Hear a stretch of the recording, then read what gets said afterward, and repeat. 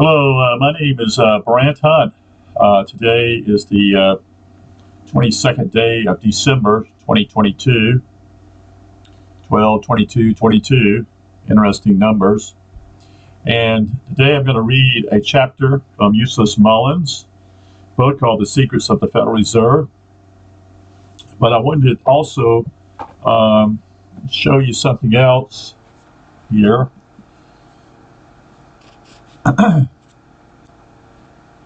Many years ago, I bought this book by G. Edward Griffin. But what's really sad about G. Edward Griffin is this. He never has discovered that basically the red and the blue, the political parties, are controlled. He doesn't see but one part of he doesn't see the whole picture. He only sees that the Federal Reserve is controlled by what we call rich people, well-to-do people. But he doesn't really do any more research than that. It's a good book, okay, but it doesn't get to the meat of the situation. He's endorsed by Ron Paul, which is actually could be basically a warning to you, because Ron Paul is one who is not exactly, he's discovered some truth, but he's not going to go any further than that. See, this is the trouble with people in politics, is that that most are going to go only so far, and that's it. But very few are not going to see what is hidden, like in The Wizard of Oz, not knowing who the real enemy is, the real, what I would call, the real people who actually are endowed to enslave you.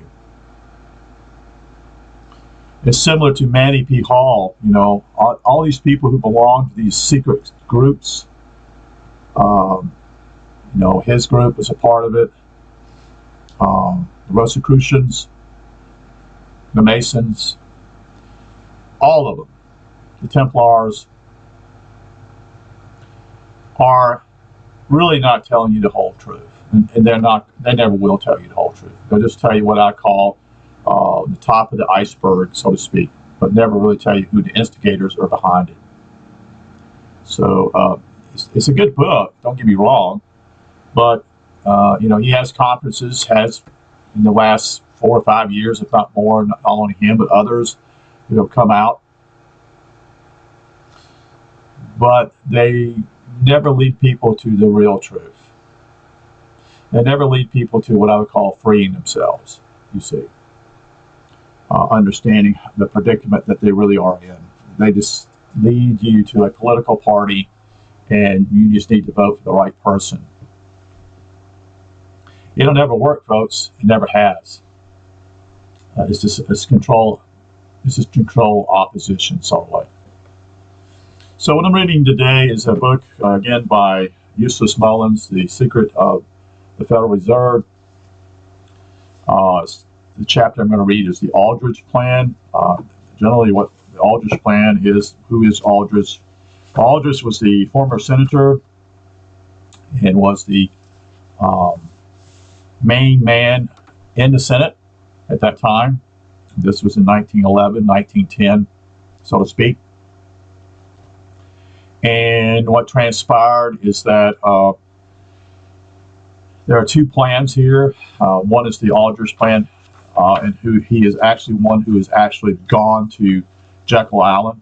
And then there's another plan, the Republican plan, just simply called the Federal Reserve Act, which are two particular bills that have been placed out here back in 1910 and 1911.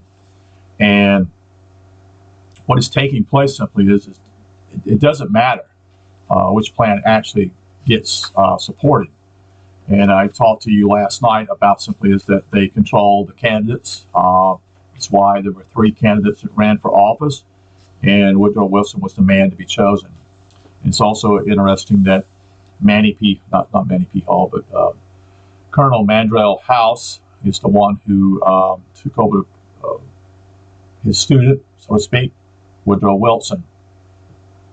And Woodrow Wilson, I never really, I think, even thought he was dependent on someone else to tell him what to do. And that's what leads you in trouble a lot of times in ways. Some things you discover things piece by piece, but in reality, most people don't have the whole truth. And unless you're willing to go deeply and discover these things, you're not going to find it. So let's get to the reading here, since I've given a 5-minute intro here. So this is the Aldrich Plan, Chapter 2.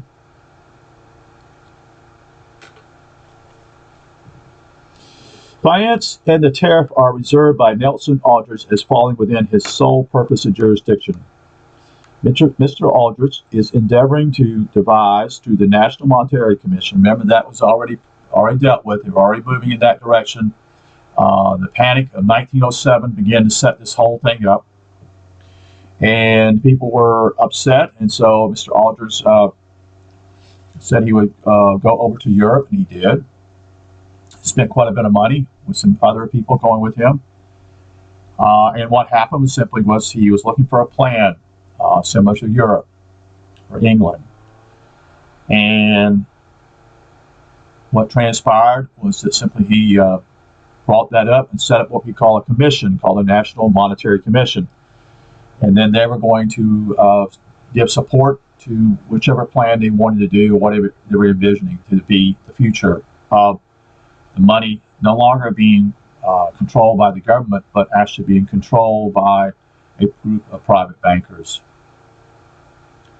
I would ask you, if you really feel like this is the truth, you need to share these videos to others. It doesn't matter what other people think about you anymore, folks. We're in a desperate situation now. It doesn't matter. They reject you, they reject you. They will reject you no matter what. You just have to share the truth. And if they don't want to know, just move on. So here we go. A banking and currency law. A great many 100,000 persons are firmly of the opinion that Mr. Aldrich sums up in his personality the greatest and most sinister menace to the popular welfare of the United States. There are people who really realize him, who he is, you see. They recognize him as being a fake. Ernest Newman recently said, what the South visits on the Negro in the political way, Aldrich would mete out to the mud cells of the North if he could devise a safe and practical way to accomplish it. This is a quote from Harper's Weekly, May 7, 1910. The participants in the Jekyll Island Conference returned to New York to direct a nationwide propaganda campaign in favor of the Aldrich Plan.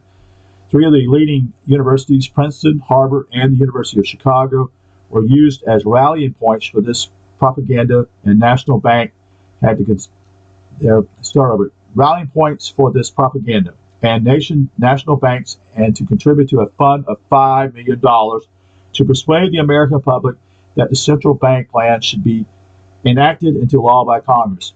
Now, here's the whole idea.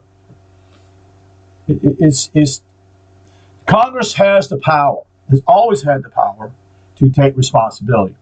But what they're going to do here is they're going to give that over to someone else.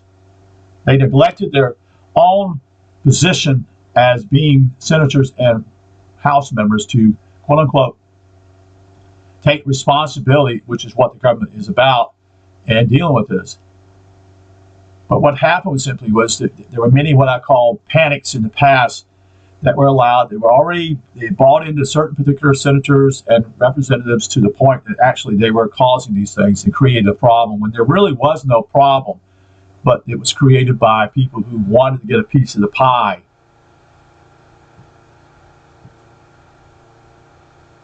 Woodrow Wilson, a governor of New Jersey and former president of Princeton, was enlisted as a spokesman for the Aldrich Plan during the Panic of 1907. So he's already on board, even though he's, at this time, is not the president of the United States. Wilson had declared all the trouble could be averted if we appointed a community of 6 or 7 public-spirited men like J.P. Morgan to handle the affairs of our country. Now, this is again, he's being being paid off here or being helped in some ways also, as he's supporting this particular ideas. He has no conscience. He doesn't. Most politicians don't have a conscience. Okay, all they care about is being their ego and being famous, and yet most of the legislation now is not even written by them. Let's continue on. In his biography of Nelson Aldrich in 1930, Stevenson said, a pamphlet was issued January 16, 1911, suggested plan for monetary legislation by Honorable Nelson Aldrich. This is what they always do. Everybody's considered honorable. You'll notice that when you go in a court system, you have to speak to the judge as he's honorable. When in reality, is he honorable? Is he going to give you a fair trial? No, he's not. So, based on Jekyll Allen's conclusions, Stevenson said on page 388, an organization for financing progress has been formed. Mr. Warburg introduced a resolution authorizing the establishment of the Citizen League, later the National Citizen League. Professor Langdon of the University of Chicago was given charge of the League's propaganda. It is notable that Stevenson's characteristics the work of the National Citizen League as propaganda, in line with Suleiman's exposition of Warburg's work as the education of the country and to break down prejudice. Much of the $5 million of the bankers' slush fund was spent under the auspice of the National Citizen League, which was made up of college professors. The two most tireless propagandists for the Aldrich Plan were Professor O.M. Sprague of Harvard and J. Lawrence Lafton at the University of Chicago.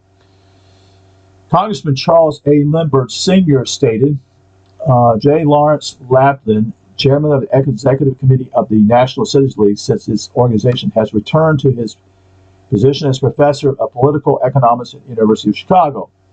In June of 1911, Professor Langdon was given a year's leave from the university that he might give all of his time to the campaign of education undertaken by the League. Now that's wild, isn't it?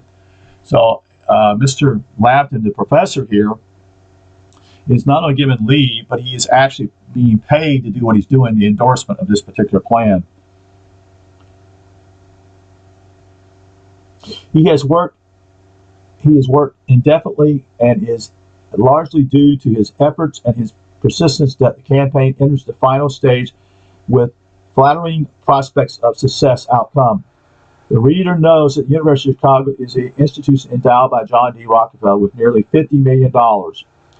I wanted to point out something else about who John Rockefeller is. John Rockefeller is someone who is not truly a person that is in the in group, what we call the elite Jews.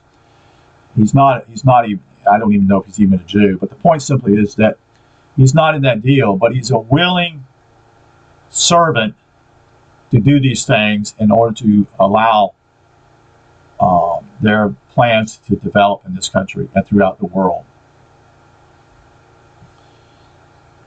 In the biography of Nelson Aldrich, Stevenson revealed that the Citizen League was also a Jekyll Allen product.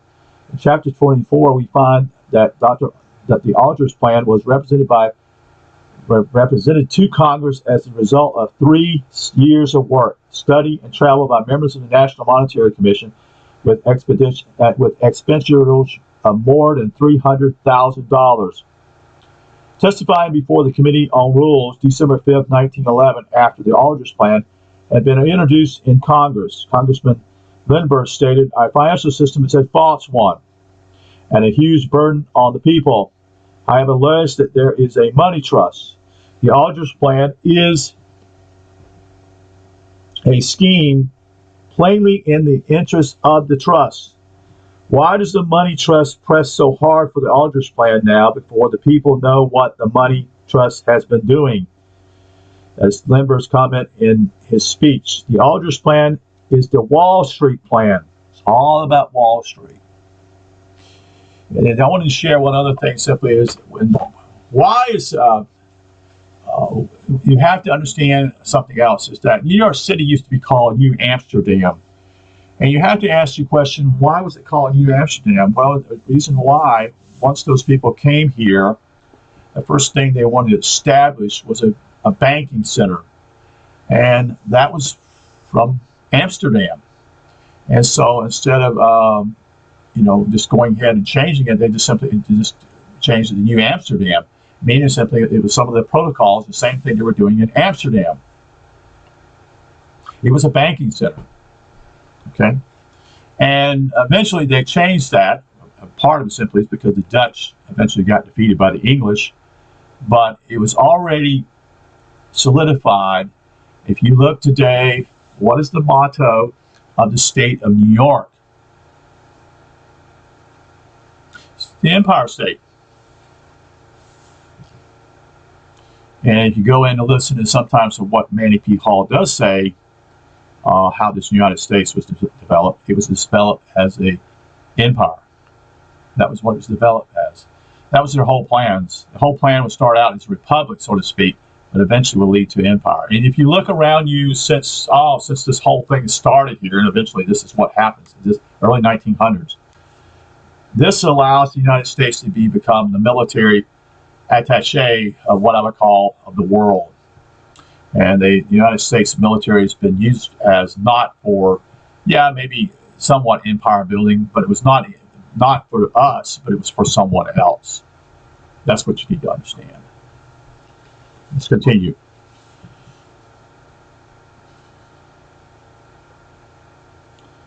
In 1907, nature responded most beautifully and gave this country the most beautiful crop it had ever had. Other industries were busy too, and from a national standpoint, all the conditions were right for a much prosperous year. Instead, a panic entailed enormous losses upon us. Wall Street knew the American people were demanding a remedy against the recurrence of such ridiculous, unnatural conflicts or conditions. Most senators and representatives fell into the Wall Street trap and passed the Aldrich Plan, the Veteran Emergency Currency Bill, but the real purpose was to get a monetary commission which would frame a proposition for amendment to our currency and banking laws which would suit the money trust. The interests are now busy everywhere educating the people. Yeah, they're educating them all right, but it's not educating, it's propagandizing. Giving them what they think, telling them what they want to hear, but in reality, they're seducing them.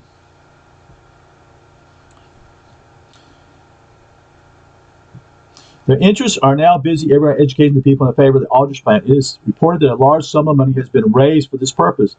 Wall Street speculation brought on by the panic of 1907. The depositor funds were loaned to gamblers and anybody the money trust wanted to favor. Then when the depositors wanted their money, the banks did not have it. That made the panic. Somewhat similar to what's happening today. Have you noticed certain banks, especially one called Bank of America, that people have had problems with getting their money out of the bank? Have you noticed that? This is all with large banks. They're too big to fail. They're also too big to be prosecuted, you see. This is what's going on. Edward Vinland, co-author of the bill, wrote in August 25, 1910, in The Independent, which was owned by Aldrich.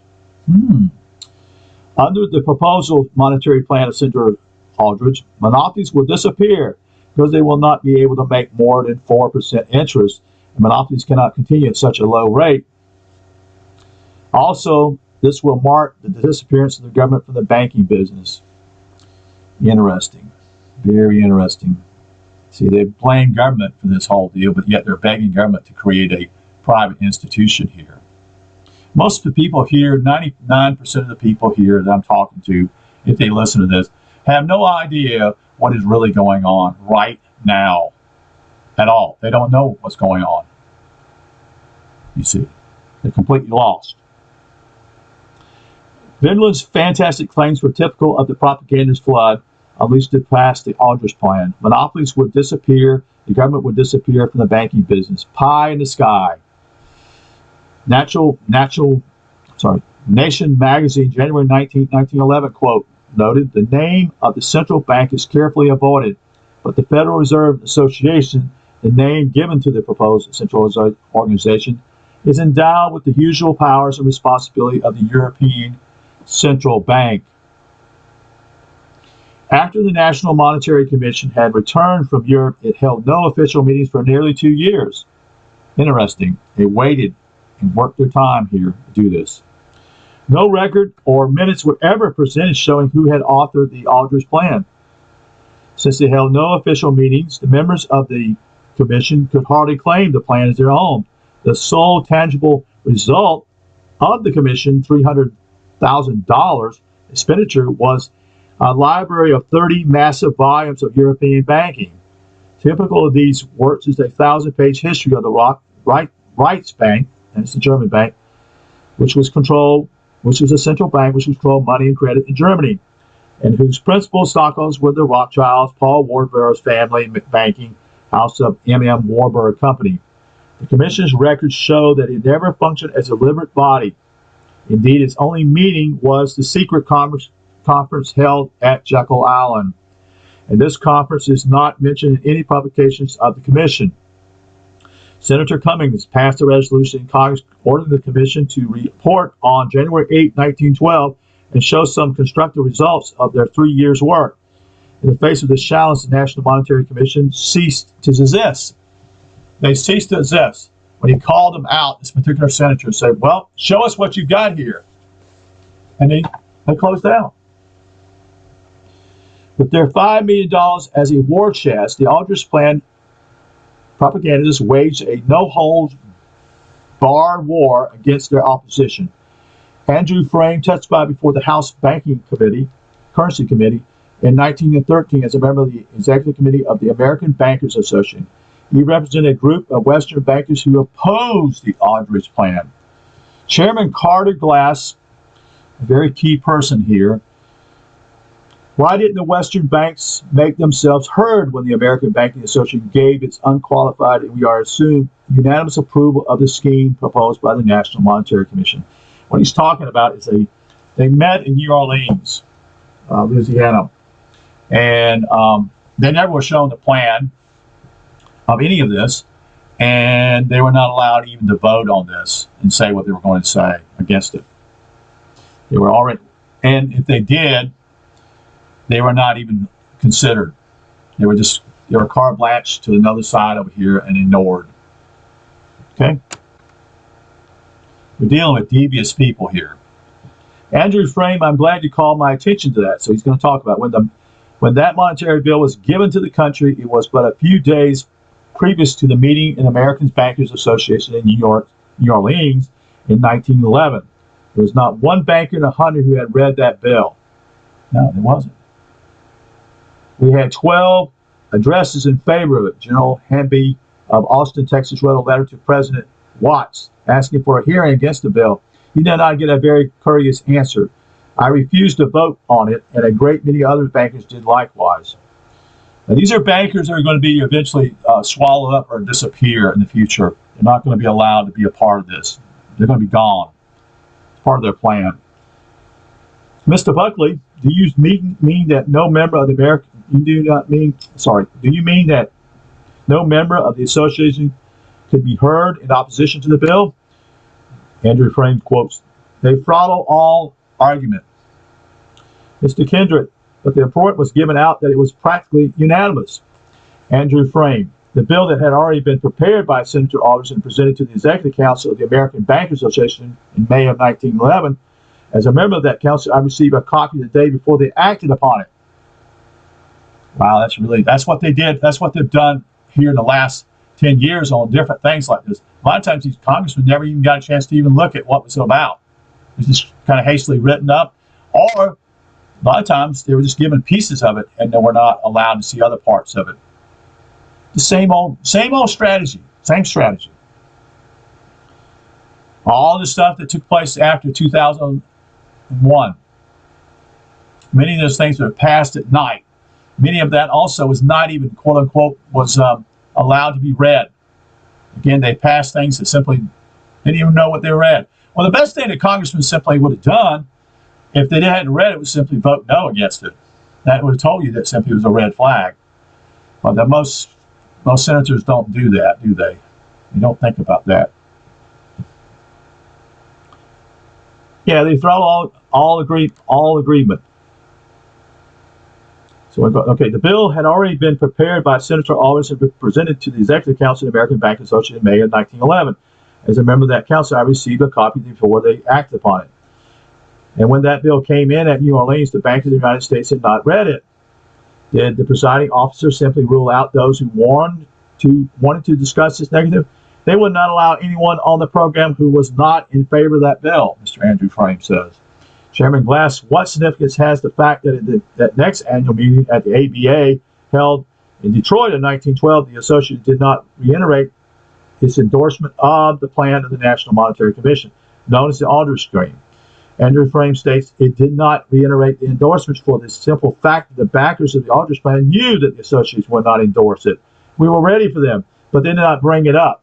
This is all this skill manipulation. Andrew Frame exposed the collision which in 1911 procured an endorsement of the Aldrich Plan from the American Banking Association, but which in 1912 did not even dare to repeat its endorsement for fear of an honest and open discussion of the merits of the plan. Yeah, they were afraid it would be defeated quickly. Chairman Glass then called as witness one of the 10 most powerful bankers in the United States, George Blumenthal, partner of the International Banking House of Lazar Freres, I spell that for not Freres, F-R-E-R-E-S, and brother-in-law of Eugene Meyer Jr. Carter Glass, Carter Glass here is the chairman here in the, I think it's in the House, and he's a very powerful individual, and he's from the state of Virginia. This is why the one of the federal banks, that is the 12 of them, one was located in Richmond, Virginia. It makes very little sense in some ways when you think about it, it being so close to Washington. But that he was given that in his honor, so to speak. So just giving you a little bit more heads up here. So back to Carter Glass officially welcomed Blumenthal, stating that the Senator O'Gorman of New York was kind enough to suggest your name to us. A year later, O'Gorman prevented a Senate committee from asking his manager or his master, Paul Warburg, any embarrassment question before approving his nomination as the first governor of the Federal Reserve Bank. Yes, they continue to control everything. These people did. You have that still today. You have what I call junior seniors and senior senators, and what happens simply is they dominate and tell the junior ones what to do and not, because juniors are considered, they're not trained, they don't know enough, they're not experienced enough, so to speak. So they're pushed away, and then eventually they rise because they do what these people want them to do. So they're good little boys. Okay. George Blumenthal stated, since 1893, my firm of Lazar, F-R-E-R-E-S, has been foremost in importations and exportation of gold, and has thereby come into contact with everybody who has everything to do with it. Congressman Taylor asks, have you a statement there as to the part you have had in the importation of gold into the United States? Taylor asks this because the Panic of 1893 is known to economists as a classic example of money panic caused by gold movements. Again, using manipulation to cause panics. No, replied George Blumenthal, I have nothing at all on that because it is not bearing on the question. In other words, you just ignore the question. A banker from Philadelphia, Leslie Shaw, descended with other witnesses at this hearing, criticizing the much vaunted decentralization of the system. He said, under the Aldrich Plan, the bankers are to have local associations and district associations. When you have a local organization, the center of control is assured. Suppose we have a local association in Indianapolis. Can you not name the 3 men who will dominate that association? And then can you not name the 1 man who will dominate the 3? The same is true in Richmond and elsewhere and everywhere else. When you have put the banks together, they can have the biggest influence of anything in this country, with the exception of the newspapers. To promote the Democratic currency bill, Carter Glass made public the sorry record of the Republican effort of Senator Aldrich's National Monetary Commission. His House report in 1913 said Senator McVeigh fixes the cost of National Monetary Commission to May 12, 1911 at $207,130. They have since spent another $100,000 of the taxpayers' money. This has been going on for over 100 years, long about this. Wasting taxpayers' money, playing games. The work done at such cost cannot be ignored, but having examined the extension literature published by the Commission, the Banking Currency Committee finds little that bears upon the present state of the credit market of the United States. We object to the Aldrich bill on the following positions.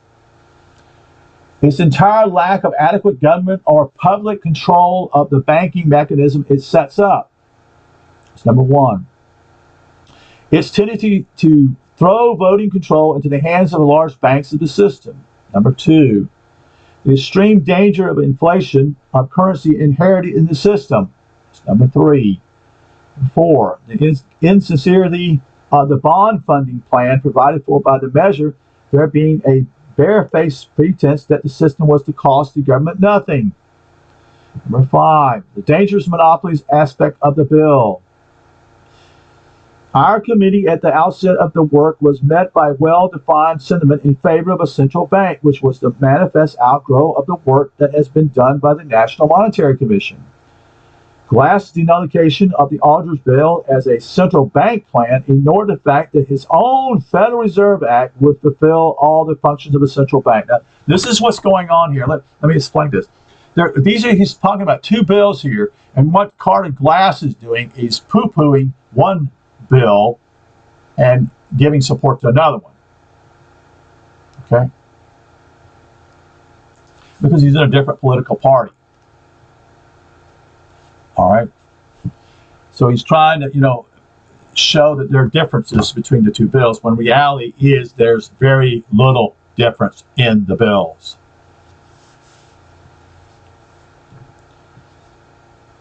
In other words, there are more people willing to, quote unquote, to get on the Aldrich bill than there are on the Federal Reserve Act bill. Okay? There are many people who are fighting for this because simply they're going to have prestige, they get money in their pockets, that type of thing.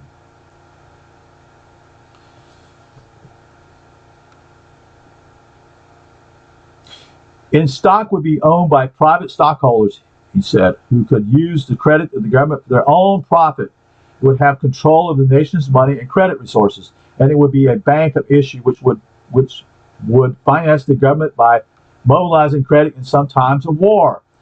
In the rationale of the central bank, Barry C. Smith, the Committee for Monetary Research and Education in June of 1981, writes, the primary definition of a central bank is a banking system in which a single bank has either a complete or residue monopoly in the note issue. A central bank is not a natural product of a banking development. It is imposed from outside or comes into being as the result of government favors. Thus, the central bank attains its commanding position from its government-granted monopoly of the note issue. This is the key to its power. Also, the act of establishing a central bank has a direct inflationary impact because of the fractional reserve system, which allows the creation of book entry loans and thereby money a number of times the actual money which the bank has in its deposits or reserves. What he's saying here is simply is they create money out of nothing. That's what he's saying. What he's also saying when he talks about the inflationary mark, such and such, is what is occurring right now in our country. Right now. It's been occurring for the last 2 to 3 years on a situation that has to do with the coronavirus, which is a hoax. It's a hoax. It's a lie. And it's got people in fear. And it's used actually as, while that's being on the main frame of a television show screen, they're in the back here doing something else, which is far more important, that is bringing the destruction of this country. So they've been creating what I would call paper money for the last 2 years, and that's enormously money, enormously paper. And that's why you have inflation taking place. It's not because of oil. It's not because of Putin. It has nothing to do with these people. That's what they're using as a camouflage to fool people and say, oh, it's because of Putin over here in Ukraine. Bullshit. It's all bullshit. Okay? It's all bullshit. It's lies.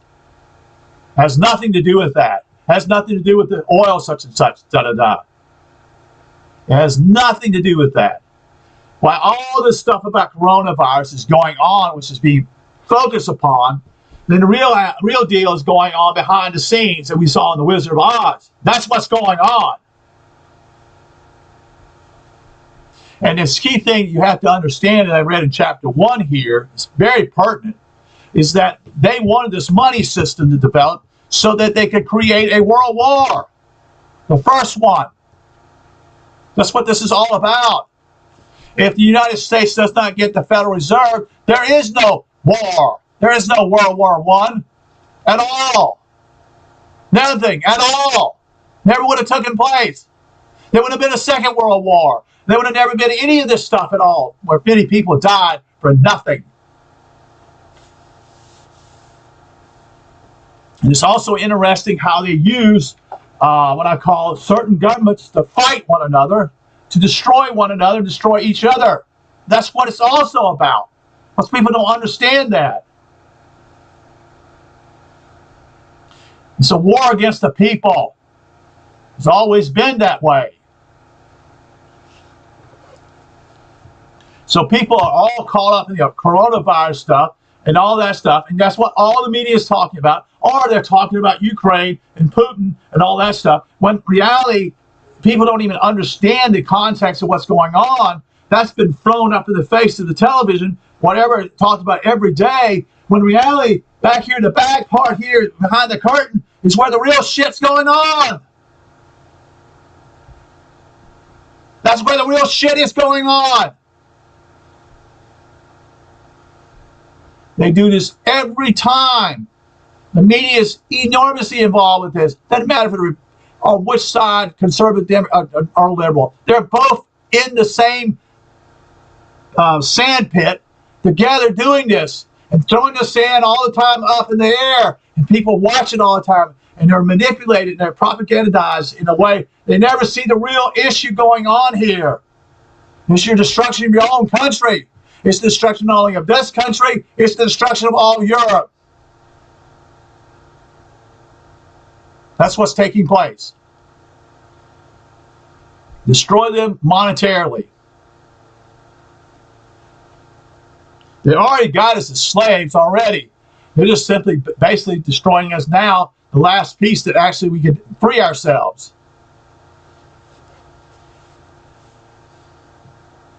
Let me read the last part here. The Aldrich Plan never came to a vote in Congress because the Republicans lost control of the House in 1910 and subsequently lost the Senate and the presidency in 1912. And that's the conclusion of chapter 2.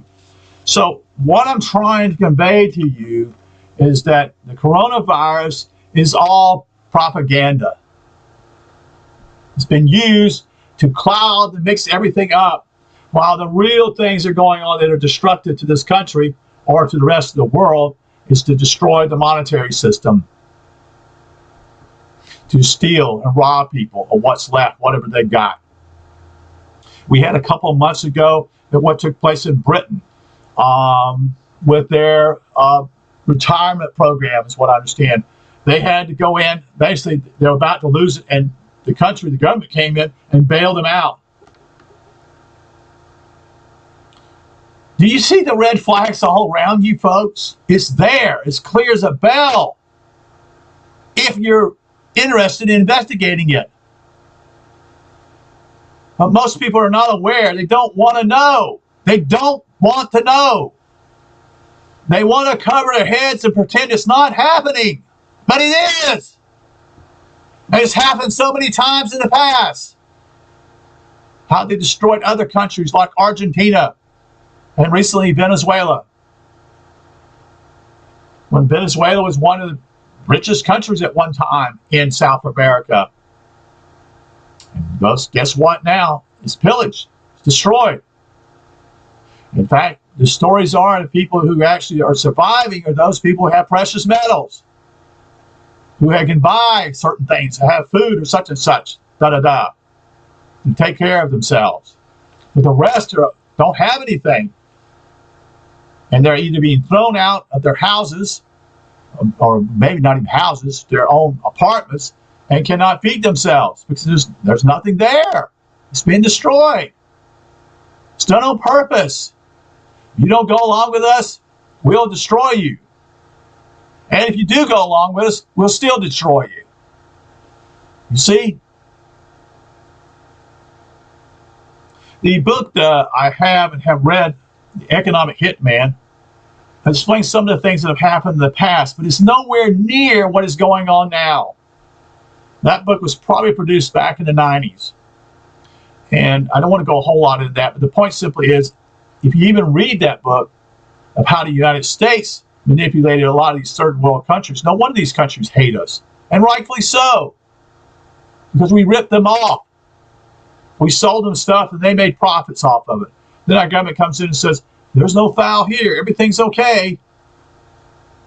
But their leaders took this whole idea and got swallowed a pill thinking that they were going to help them when they completely blindsided these people, the leaders of these countries, and fooled them. And we're on the path of those countries. We're on the same path. We're on the path of Venezuela and Argentina and others that have collapsed. And the reason why it collapses is because it's what I call a prong. It's so many prongs that take place. When you take the gold and silver off, such and such, which was later on done by Roosevelt, that even sealed the deal even more. But the whole idea was simply to get the United States to rob the people. And what they did in the last century, last 100 years, they have stolen the inheritance of the people. They have stolen it. They use certain laws to rip and steal people's property, their own God-given inheritance from them, from their families, and made laws, which was nothing but legalese, to steal people's property. These are wicked men and women who are lawyers. Have nothing to do with them. You should shame them everywhere you can. There's no respect for those people. You see? And so the point simply is I'm trying to point out to you all is that we're in a desperate situation here. This is why I'm doing this. I've known some of this stuff for years. I haven't been able to put it together, but I've known certain things were happening. But it's clear as can be. So that's my conclusion today of the Secrets of the Federal Reserve, Chapter 2. My point simply is that you need to be aware of these things. Why not get upset? You should be upset yourself. You know, there's such a thing, what I see is what I call righteous anger. And what I see as righteous anger is what I'm saying, what I just said there the last 5 minutes of something. You know why? Because it's wrong. It's fucking wrong. And people don't like when I say things like this and get upset. But the point is simply, you should be angry too. Unless you become angry, do something about it, nothing's going to happen. That's what people don't understand. And they poo-poo your own personality, so to speak, and say, you get upset about things. Yeah, I do get upset because I see what's coming. I've seen what's happened to my own people, my own family, my friends. That's called righteous anger. Because someone else is destroying your own country or destroying your way of life. And they've got you fooled and believing all this other hockey malarkey to do with simply is, it's to do, we need to save the economy, we need to save the earth, such and such. The earth will take care of itself, folks. It will always take care of itself. There is no pollution, so to speak, although those that do this pollution are the well-to-do power brokers in this world. They don't care. They don't care, but they finance another agency. See, they finance all this other stuff, folks. This is what Rockefeller was a master at. He financed his own group that was actually on the opposite side of what he was doing. And nothing happens. Nothing changes, you see. Nothing changes. It's meant to be that way. Okay, wish you a good day. Take care. Thank you for listening. Good night.